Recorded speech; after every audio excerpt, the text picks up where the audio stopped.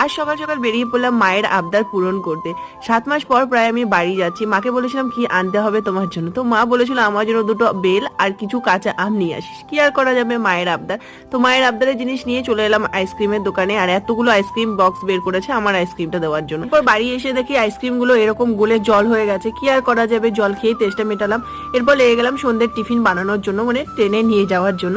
তো সন্ধ্যে হতে হতে কুলফিকে এরকম টাটা করে নিয়ে বেরিয়ে পড়লাম বাড়ির জন্য। আর যখনই আমি বাড়ি যাই কুলফির এমনটা দেখে না খুব খারাপ লাগে, কিন্তু কি আর করা যাবে, কুলফি ট্রাভেল করতে একদমই পছন্দ করে না। কিছুক্ষণ ওয়েট করার পর আমার ট্রেনও চলে এলো, আর সত্যি বলতে এবার বেশিক্ষণ আর ওয়েট করতে হয়নি। ও এখানে আমার ব্যাগ ট্যাগ সবকিছু গুছিয়ে দিল, আর ওকে টাটা করে আমি বেরিয়ে পড়লাম বাড়ির জন্য। সত্যি বলতে বাড়ি যাওয়ার খুশিটা যতটা থাকে ঠিক অতটাই খারাপ লাগে ওকে ছেড়ে যাওয়ার জন্য। কি আর করা যাবে, এভাবেই চলতে হবে। এই ভাবতে ভাবতে সকাল হতে হতে বাড়ি চলে এলাম, আর সকালে এসে নিয়ে ভাবছি মা কোথায়। বাড়িতে এসে নিয়ে যদি মাকে না দেখি না একদম ভালো লাগে না। আর এখানে সকাল সকাল আমার খাবারটা মা বেড়ে দিয়ে